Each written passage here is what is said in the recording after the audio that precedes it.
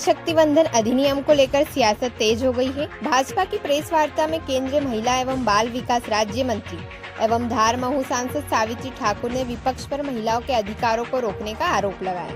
उन्होंने कहा कि आज की नारी केवल मतदाता नहीं बल्कि निर्णायक शक्ति बन चुकी है और महिला सशक्तिकरण के मुद्दे पर भाजपा सरकार पूरी मजबूती से महिलाओं के साथ खड़ी है। वहीं कांग्रेस ने भाजपा के आरोपों को खारिज करते हुए इसे जनता को गुमराह करने की कोशिश बताया है। जिला कांग्रेस अध्यक्ष स्वतंत्र जोशी ने कहा कि महिला आरक्षण का कानून पहले ही संसद में पारित हो चुका है, लेकिन भाजपा इसके नाम पर राजनीति कर रही है। कांग्रेस ने मांग की है कि वर्तमान लोकसभा में ही महिला आरक्षण तत्काल लागू किया जाए। महिला आरक्षण के मुद्दे पर अब धार में भाजपा और कांग्रेस आमने सामने नजर आ रही है, जिससे सियासी माहौल और गर्मा गया है। धार से वजाहत की रिपोर्ट, देखते रहिए नेशन बुलेटिन। क्या आज प्रेस वार्ता रखी है, क्या कुछ? नारी शक्ति बंधन अधिनियम जो कि माननीय प्रधानमंत्री जी ने 2014 से लगातार महिलाओं को केंद्र बिंदु में रख के योजनाएं बनाई है और आज हम देखते हैं तो सबसे पहले महिलाओं के सम्मान में उन्होंने घर घर शौचालय बनाए हैं।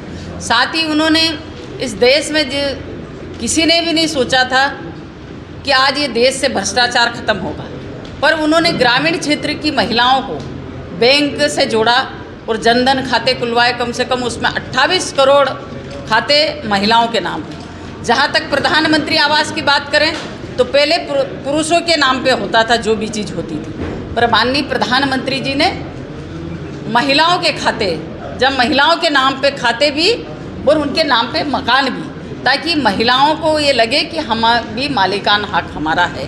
तो माननीय प्रधानमंत्री जी ने पहले से ही ये सब चीज़ें महिलाओं के लेके, क्योंकि महिलाएं कितनी भागीदारी से पार्टिसिपेट कर रही हैं और महिलाओं को देखते हुए हर योजना में उनका, यहाँ तक कि स्वयं का रोजगार आज महिलाओं को हम देखते हैं तो वो रोजगार लेना नहीं, रोजगार देने वाली बन रही है। तो अब महिलाओं का जितना भी कद है वो बड़ा है। हर योजना में हम उनको देखते हैं कि महिलाओं का अधिकतर भागीदारी महिलाओं की सुनिश्चित हुई। यहाँ तक कि 90 लाख बचत समूह में 10 करोड़ महिलाएं जुड़ी हैं। तो महिलाओं की हर क्षेत्र में भागीदारी हम देख रहे हैं। यहाँ तक कि अब हम सोचते थे कि पहले महिलाएं घर में सिर्फ काम संभालने पर निर्भर है, पर अब वो चंद्रयान तक पहुँची है।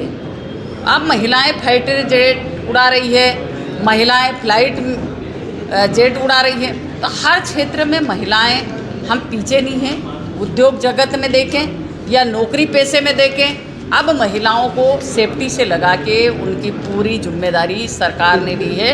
अब 12 सप्ताह जो हमारी महिलाएं सरकारी क्षेत्र में काम करती है, तो 12 सप्ताह की जगह अब 26 सप्ताह कर दिया, ताकि वो अपने बच्चे का सही से देखभाल कर पाए, थोड़े अपने स्वास्थ्य के प्रति वो सही रह पाए और स्वस्थ होकर अपना काम करे।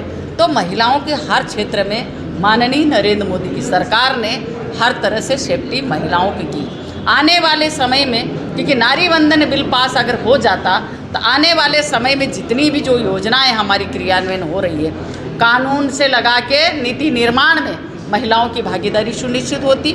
आने वाले समय में देश के नीति निर्माण में उनकी अधिक भागीदारी होती।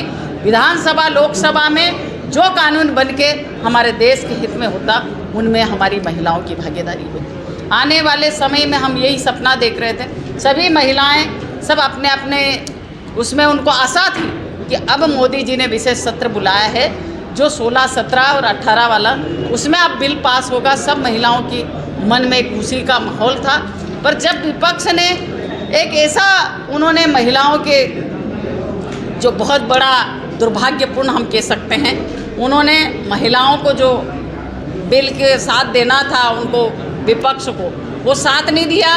वो क्योंकि हमको महिलाओं को आरक्षण मिलता और क्योंकि वो कह रहे हैं कि हमने 2023 में पास कर दिया, तो 2000 में पास किया तो उसका परिसीमन कौन करेगा? परिसीमन के साथ महिला बिल लागू होता है। तो जब परिसीमन के फिर उन्होंने कहा जनगणना, तो जनगणना 1 अप्रैल से चालू हो गई। आने वाले 2 समय में, क्योंकि ये 2029 के लिए महिला आरक्षण लागू हो जाता, पर विपक्ष ने एक ऐसी भूल करी कि हमारी आधी आबादी की जो महिलाएं हैं उनका आरक्षण उन्होंने छीन लिया। आज वो सभी निराश है और आने वाले समय में जो भी विपक्षी दल बसपा थी, डीएमके थी और हमारे तृणमूल कांग्रेस थी और कांग्रेस, और इन्होंने मिल के एक रणनीति बनाई कि अगर हम आगे चल के तो सब वोट किसको गिरेंगे, मोदी जी को। पर मेरा ऐसा मानना है कि आने वाले समय में 23 में जब इन्होंने सबने साथ दिया था तो सबको, सभी दलों को फ़ायदा हुआ था। वैसा भी ये अब भी सोच लेते, सभी दलों को फ़ायदा होता और आने वाले समय में हमारी महिलाओं को 33% आरक्षण होता जो विधानसभा और लोकसभा में मिलता। दीदी, जो देश में 10 सब सिटीज़ में जो है धार जिला आया है, उसको लेके आप क्या कहें? आप माननीय नरेंद्र मोदी की सरकार है और ये जो फंड है ये पूरा निर्भया फंड के माध्यम से ये पूरा जो भी पैसे आएंगे यहाँ पर, और महिलाओं को इसमें जैसे सेफ्टी के लिए तो शौचालय, हमारे CCTV कैमरे, और दूसरा जैसे अस्पताल है तो वहाँ पर महिलाओं के लिए अलग से 4 बेड का या ऐसा हॉल बनेगा ताकि वहाँ महिलाओं को बेड लगाया जाए। और सब जगह हमारी महिलाएं अभी यहाँ पर नहीं चला रही, मैं बहुत जगह देखती हूँ निर्भया फंड के माध्यम से प्रशिक्षण देके बड़ी बड़ी अच्छी होटलें चला रही, वो ड्राइवर है, तो यहाँ पर महिलाओं को प्रशिक्षण देके वो रिक्शा, अपना चालक, एम्बुलेंस ये सब देंगे। और इसी के तहत महिलाओं को CCTV के जैसे ये बाग वगैरह है, यहाँ पर चोरी चवारी होती है, महिलाओं के साथ कुछ गलत हो जाता तो वहाँ पर, क्योंकि ये कलेक्टर और SP ये 3-4 बैठ के एक बार मीटिंग हो गई है, इसका पूरा पहुँचा दिया है। ये सबसे बड़े सौभाग्य की बात है कि हमारा एक ट्राइबल जिला है धार जिला, और धार जिला का चयन किया है। धार जिला मुख्यालय पर महिला आरक्षण को लेकर धार जिले की सांसद श्रीमती सावित्री ठाकुर जी ने एक प्रेस कॉन्फ्रेंस की और इस प्रेस कॉन्फ्रेंस के माध्यम से महिलाओं को गुमराह करने की कोशिश की। मैं श्रीमती सावित्री ठाकुर जी से पूछना चाहता हूं कि जब महिला आरक्षण बिल 2023 में पास हो चुका था और दोनों सदनों में पास हो चुका था, तो आज भारतीय जनता पार्टी को इसे फिर से लाने की क्या जरूरत पड़ी। मैं धार जिले के मतदाताओं को बताना चाहूंगा कि जो सदन में अभी महिला आरक्षण के नाम पर जो बिल लाया गया था, इसमें भारतीय जनता पार्टी पीछे के रास्ते से परिसीमन का खेल खेल रही थी, देश के लोगों को गुमराह कर रही थी। यदि महिलाओं के प्रति भारतीय जनता पार्टी की इतनी सहानुभूति है तो क्यों नहीं वो 2023 के बिल को 543 सीटों पर आरक्षण देती है। भाजपा कहती कुछ है और करती कुछ है। इसका एक उदाहरण हमको आज ही धार जिला मुख्यालय पर देखने को मिला कि हमारी सांसद महोदया आरक्षण की तो बात कर रही थी, लेकिन पार्टी का जो इसके पीछे का खेल है, परिसीमन का जो खेल है, वो जनता को नहीं बता रही थी।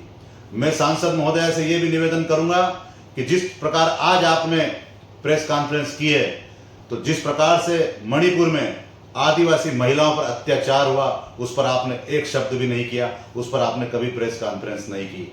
मैं आम मतदाताओं को बताना चाहूंगा कि महिला आरक्षण बिल पर कांग्रेस हमेशा इस बिल के समर्थन में रही है, महिलाओं के समर्थन में रही है, लेकिन आज जो परिस्थिति बनी है, भारतीय जनता पार्टी महिला आरक्षण के नाम पर पूरे हिंदुस्तान के एक राज्य को दूसरे राज्य से लड़ाने की बात कर रही है। एक तरफ भाजपा अखंड भारत की बात करती है, वहीं परिसीमन के माध्यम से महिलाओं के नाम पर एक प्रदेश को दूसरे प्रदेश से लड़ाने की बात कर रही है।